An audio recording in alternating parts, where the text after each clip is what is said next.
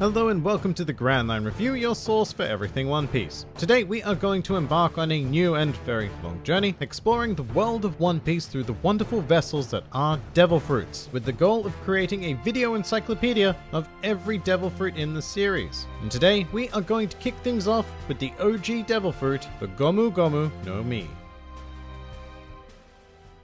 The Gomu Gomu no Mi is a paramecia type fruit that transforms its user's body into rubber. It was eaten by the main protagonist of One Piece, Monkey D. Luffy, and as you can probably infer from that fact, it is the first devil fruit seen in the series, making a pre-consumption appearance all the way back in chapter 1 of the manga and episode 4 of the series. This fruit takes its name quite literally from the Japanese word for rubber, gomu, which interestingly enough is itself a loan word from the Dutch language. In Dutch, the word gom is used to refer to natural rubber. So for example, the gooey latex harvested from rubber trees would be gom, as opposed to synthetic rubber. In the English translation, this fruit is called the gum gum fruit, which isn't a literal translation, but definitely a pragmatic one that at least retains the phonetic intention of the original. Despite that, I'm going to continue referring to it as the gomu gomu, like the weeb I am. So given that this fruit turns its user's body into rubber, the primary feature gained is the ability to stretch, with properties similar to that of elastic. Now, very importantly, that means that any use of stretching will result in the user's body naturally wanting to return to its base state, which also results in the first major weakness of this fruit, the buildup of elastic potential energy. To illustrate, when you take a rubber band and apply force to stretch it out, this action results in a buildup of elastic potential energy, which is used to, rather violently, return the object to its natural state. The powers of the Gomu Gomu no Mi work very similarly, except in the form of the user's body, which means that a user of this fruit will incur the full force of any elastic potential energy they create. Essentially, what I'm saying is if you decide to hit somebody with a basic attack like a Gomu Gomu no pistol, then you had better be prepared for your own body to hit you back with an even stronger force. I think that's something that often gets forgotten when viewing Luffy using this power, but what we need to remember when viewing the Gomu Gomu no Mi in this context is that Luffy possesses the strength of a superhuman. Eating this devil fruit did absolutely nothing to increase his strength. That was entirely his own training and hard work. As a result, Luffy's naturally strong body can mitigate most negative effects in regards to elastic potential force. In fact, to the average human being, this devil fruit would be pretty useless initially, because without the superhuman muscle capacity, the most useful thing a regular person could do is maybe stretch their arm a couple of meters to avoid standing up to get an object that is slightly inconveniently out of reach. But should you put in the time to build your body, then a whole universe of options awaits you in regards to the Gomu Gomu no Mi. For example, you could take advantage of elastic potential force, deliberately stretching yourself to a limit and then taking aim at an enemy or object and unleashing the full force of energy onto them, such as with the Gomu Gomu no Bazooka. This will result in a far more devastating effect than the user could conjure with a more direct strike. Of course, the main counter to this is that an opponent will be able to see it coming. However, if you apply one more layer of creativity, such with Luffy's Gomu Gomu no Bullet, you can engage in the act of flinging an arm back while simultaneously running towards an enemy. In this way, you can make sure that your strike will land, as well as maximize the damage inflicted by unleashing the full force of built-up energy, rather than wasting some of that energy traveling to the target. And you can continue to build on this by adding further alterations such as twisting your limbs to further increase the force of impact, acting like a very blunt drill. But you get the idea. The potential applications of this fruit in terms of attack power are absolutely absurd. And we haven't even begun to explore the weird potential of other techniques, like being able to blow up your body like a balloon, or stretch your fingers to the point where they can act as a net, or even expand your mouth to the point where you can literally attempt to eat an enemy. With the right creative mind, there are essentially no limits to the variety of movement the Gomu Gomu no Mi can accomplish. You are restricted only by your imagination. So with that said, let's get into the craziest demonstrated use of the Gomu Gomu no Mi, which is undoubtedly the advent of gears. Gear second is a technique whereby Luffy is able to pump blood around his body at a much higher rate. Exactly how does he do this naturally? Nobody knows. However, the extreme rate at which he performs this task would not be possible with a regular human body, as veins and arteries would burst from the pressure. The end effect, however, is a higher discharge of red blood cells, which carry oxygen and other assorted nutrients. So the attempted logic behind this is that the increased amounts of delicious nutrients would make muscles work more effectively and result in greater speed and power. The next technique, gear third, is much simpler to explain. Luffy bites into his thumb joint and blows in enough air to inflate his bones. Yes, his bones, because they also happen to be made of rubber. And then we have gear fourth, which is a similar process to gear third, except it uses haki and involves inflating the majority of the body's muscle structure. And look, there's a much better explanation than that, but I'm not going to get too deeply into the mechanics of gears in this video. The point is that all of this is only possible with a rubber body, courtesy of the Gomu Gomu no Mi. Some other miscellaneous things to consider when becoming a rubber human. Having a body composed entirely of rubber makes you essentially immune to electricity, because electricity is a notoriously lazy energy that will always travel the path of least resistance. Rubber happens to have a very high resistance, so electricity will avoid rubber like an introvert avoids social interaction.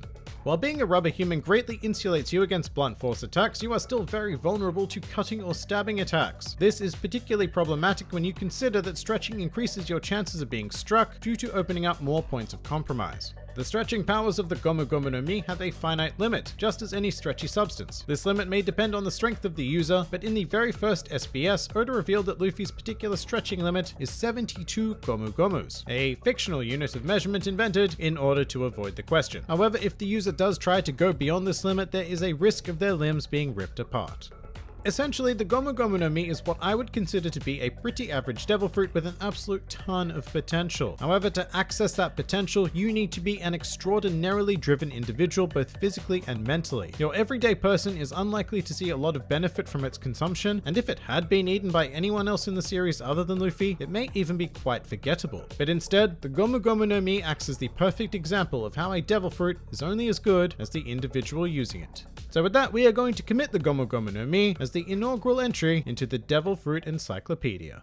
Next week, we will be examining the Bara Bara no Mi, another paramecia type with some pretty crazy body-splitting abilities. Lots of fun, you'll love it. But if you enjoyed this video, then please feel free to like, favorite, or subscribe. And if you are in any way keen on supporting this independent channel, then please do check out my Patreon, Discord server, or Twitter, the links to which are in the handy description below. And finally, please do comment with your thoughts on the Gomu Gomu no Mi. This has been the Grand Line Review, and I'll see you next time.